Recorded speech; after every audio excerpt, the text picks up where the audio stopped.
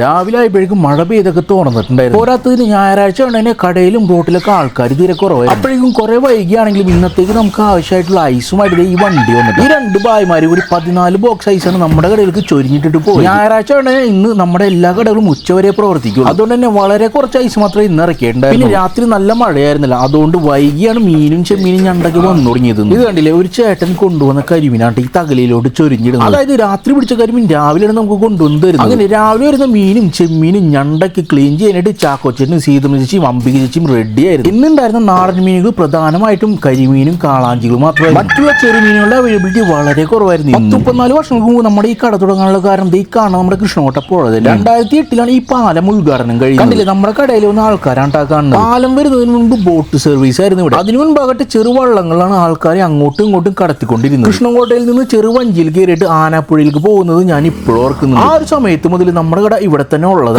കൃഷ്ണകോട്ട പാലത്തിൽ നിന്ന് നോക്കിയിട്ടുണ്ടെങ്കിൽ നമ്മുടെ കട കാണാൻ പറ്റോട്ടെ. പുഴയിലേക്ക് നോക്കിയിട്ടുണ്ടെങ്കിൽ മിക്കപ്പോഴും തന്നെ മീൻ പിടിക്കാനായിട്ട് പോകുന്ന ചേട്ടന്മാരെയും കാണാം. ഈ ഒരു മനോഹാരിത എപ്പോഴും ഉള്ളതുകൊണ്ട് പണ്ട് കാലത്ത് കുറെ തമിഴ് സിനിമകൾ ഇവിടെ വന്നിട്ട് ഷൂട്ട് ചെയ്ത് പോയിട്ടുണ്ട്. പഴയ നമ്മുടെ വിജയകാന്ത്, രേവതി, കാർത്തിക്, പ്രഭുദേവ, പിന്നെ നമ്മുടെ ഇപ്പോഴത്തെ വിജയ്ക്ക് നമ്മുടെ കൃഷ്ണകോട്ടയിൽ വന്നിട്ട് ഷൂട്ട് ചെയ്ത് പോയിട്ടുള്ളതാണ്. ഇനി നമ്മുടെ മീനിന്റെ വിശേഷങ്ങളിലേക്ക് വരാം. ഞാൻ ആദ്യം പറഞ്ഞതുപോലെ നമ്മുടെ നാടൻ മീനിന്റെ അവൈലബിലിറ്റി ഇപ്പോൾ വളരെ കുറവ്. എന്നിരുന്നാലും കരിമീനും കാളാഞ്ചിയും ചെമ്മീനും ഞണ്ടൊക്കെ ഇപ്പോഴും കിട്ടുന്നുണ്ട് അത്യാവശ്യത്തിന്. പക്ഷെ നമ്മുടെ കടയിൽ ഇപ്പോൾ ഏറ്റവും കൂടുതൽ കിട്ടുന്ന ഒരു ഐറ്റം എന്ന് പറഞ്ഞാൽ നമ്മുടെ കായലിലെ ഞണ്ടുകൾ. അവൈലബിലിറ്റി കൂടിയോണ്ട് തന്നെ ഇപ്പൊ ഞണ്ടിന്റെ വില 200 മുതലാണ് സ്റ്റാർട്ട് ചെയ്യുന്നത്. 200, 340, 500 അങ്ങനെയുണ്ട് നമ്മുടെ ഞണ്ടിന്റെ വില ഇപ്പൊ പോകുന്നത്. കരിമീന്റെ കാര്യം പറയുകയാണെങ്കിൽ നമ്മൾ ഏറ്റവും വലിയ കരിമീൻ വിൽക്കുന്ന വില എന്ന് പറഞ്ഞിട്ടുണ്ടെങ്കിൽ 580 കിലോ. അതായത് 1 കിലോ എടുത്തിട്ടുണ്ടെങ്കിൽ 4 മുതൽ 7 എണ്ണം വരെ ഉണ്ടാവും. മാക്സിമം ഇഷ്ടമുള്ള കരിമീൻ നോക്കി നിങ്ങൾക്ക് എടുക്കാവുന്നതാണ്. അങ്ങനെ രാവിലെ ഒരു 8-9 മണിയായപ്പോഴേക്കും മീൻ വാങ്ങാനും മീൻ കൊണ്ടുവന്നവരുടെയും തിരക്കായി. പോരാത്തതിന് നമ്മുടെ കടയിൽ നിന്ന് വാങ്ങിച്ച മീനും ചെമ്മീനും ഞണ്ടൊക്കെ നന്നാക്കാനുള്ളവരുടെ തിരക്ക്. എന്തായാലും ഇത്തവണയും ക്രിസ്ത്യൻസിന്റെയും മുസ്ലിംസിന്റെയും നോയമ്പ് ഒരുമിച്ചാണ് വന്നേക്കുന്നത്. അതിന്റേതായ ആൾക്കാരുടെ തള്ളിക്കയറ്റങ്ങൾ ഇത്തിരി കുറഞ്ഞിട്ടുണ്ടെങ്കിൽ കഴിഞ്ഞ വർഷത്തേക്കാളും കൂടുതൽ കച്ചവടം നമുക്ക് ഈ നോയമ്പ് സീസണിൽ കിട്ടുന്നു. അതിന്റെ കാരണം ദൂരദേശങ്ങളിൽ നിന്ന് വരെ ഇപ്പൊ നമ്മുടെ കടയിലേക്ക് മീൻ വാങ്ങാനായിട്ട് മാത്രം ആൾക്കാർ വരുന്നുണ്ട്. അതായത് നമ്മുടെ പുതിയ കസ്റ്റമേഴ്സ്, വീഡിയോ കണ്ടിട്ട് വരുന്ന ഇഷ്ടംപോലെ പുതിയ കസ്റ്റമേഴ്സ് ആണ് ഈ ദിവസങ്ങളായിട്ട് നമ്മുടെ കടയിലേക്ക് വരുന്നത്. അതിൽ ഏറ്റവും കൂടുതൽ ആൾക്കാർ അന്വേഷിച്ച് വരുന്നത് ഞണ്ട്. പല ക്വാളിറ്റിയിലും പല വലിപ്പത്തിലുമുള്ള ഞണ്ട് നമ്മുടെ കടയിൽ ഇപ്പോൾ അവൈലബിൾ ആണ്. ഞാൻ പിന്നെയും എടുത്ത് പറയുന്നത് ഈ ഒരു സീസൺ എന്ന് പറഞ്ഞാൽ നമുക്ക് ഞണ്ട് ഇഷ്ടംപോലെ കിട്ടുന്ന ഒരു സീസൺ. അപ്പൊ ഞണ്ട് കഴിക്കാനായിട്ട് താല്പര്യമുള്ളവർക്ക് ഏറ്റവും പറ്റിയ ഒരു സമയമുണ്ട്. ചെമ്മീന്റെ കാര്യമായാലും ശരി, ഈ ഒരു സമയത്ത് ചെമ്മീന്റെ അവൈലബിലിറ്റി ഇത്തിരി കുറവാണ്. അതുകൊണ്ട് തന്നെ വളർത്തു ചെമ്മീനായ വനാമി ചെമ്മീനാണ് നമ്മൾ ഇപ്പോൾ ഏറ്റവും കൂടുതലായിട്ട് വിൽക്കുന്നവരുടെയും വിചാരം എന്ന് പറഞ്ഞാൽ വനാമി ചെമ്മീന് ടേസ്റ്റ് കുറവാണ്. പക്ഷെ അങ്ങനെയല്ല, സ്ഥിരമായിട്ട് ഈ ചെമ്മീൻ മാത്രം ചോദിച്ചു വരുന്ന ആൾക്കാരുണ്ട്. പിന്നെ നമ്മൾ ഞായറാഴ്ച ഉച്ചവരെ കട തുറക്കുന്ന അറിയാവുന്നവര് എല്ലാവരും തന്നെ രാവിലെ തന്നെ